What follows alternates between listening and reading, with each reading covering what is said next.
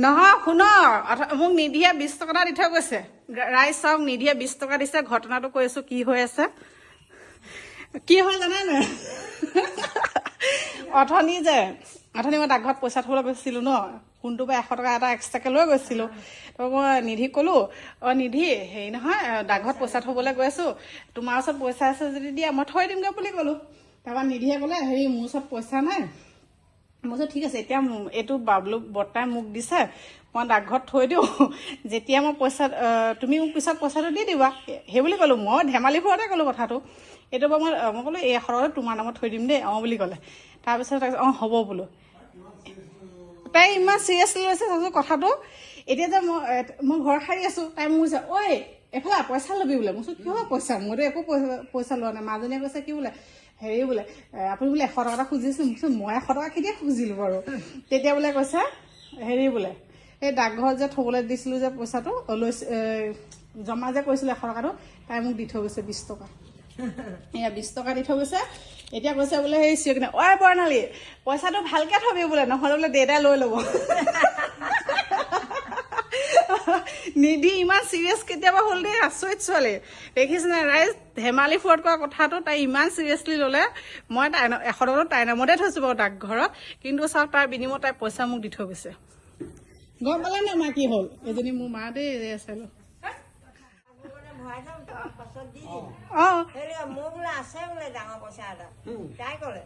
মোৰ ডাঙৰ পইচা এটা আছে বেগত আছে বোলে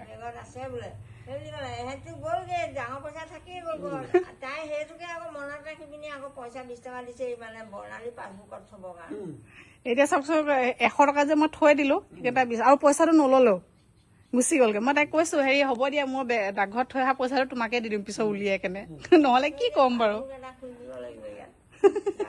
নাই 20 টকাটো মাকক কালি ঘূৰাই দিম হয় ন কেলে ৰাখিম বাৰু সৰু ছোৱালী পইচাজনী ধৰিত মানে মোক কি বুলি ক'ব কথা আৰু কি কৈছে গম পাই নে ৰাইজ মোক কৈছে যে ঐ বৰ্ণালী পইচাটো লুকুৱাই থৈ দিবি নহ'লে বোলে জীৱন দেউতাই লৈ ল'ব লুকুৱাই থবলৈ কৈছে দেখিছে নহ'লে বোলে পইচাটো বোলে দেউতাই লৈ ল'ব বোলে মই ইমান ধেমালিতে কোৱা কথাষাৰ তাই কিমান চিৰিয়াছকে লৈছে ইমান অকণমানি ছোৱালীজনী সঁচাকে দেই ৰাইজ আপোনালোকে দেখিব পাৰিছে ইমান কম বয়সত ইমান অকণমানি ছোৱালীজনী ইমান কথা ভাবিব পৰা হ'ল জাষ্ট মই ধেমালি কৈছিলো যে তোমাৰ ওচৰত যদি পইচা আছে দিয়া মই ডাকঘৰত থৈ দিম পিছত তোমাক মই পইচাটো উলিয়াই দি দিম এনে ধেমালি কৈছে তেতিয়া তাই মোক কৈছে মোৰ ডাঙৰ পইচা এখন আছে বেগত আছে কিন্তু ইয়াত নাই ঘৰত আছে ঘৰৰ পৰা আনিব লাগিব মই ক'লো নালাগে দিয়া বৰ্তাই মোক এতিয়া 100 টকা দিছে নহয় সেইটো মই ডাকঘৰত থৈ দিছো তুমি পিছত মোক দি দিম মই জাষ্ট এনে ধেমালিহে কৰিছিলো আৰু চাওকচোন ইমান বুজি পোৱা হয় ছোৱালীজনী ইমান কম বয়সতে বহুত কথা বুজিব পৰা হৈ গৈছে ছোৱালীজনী আৰু এতিয়া দোকানৰ পৰা যাওঁতে পইচাটো মোক দি থৈ গ'ল আপোনালোকে দেখিছে 20 টকাটো এইটো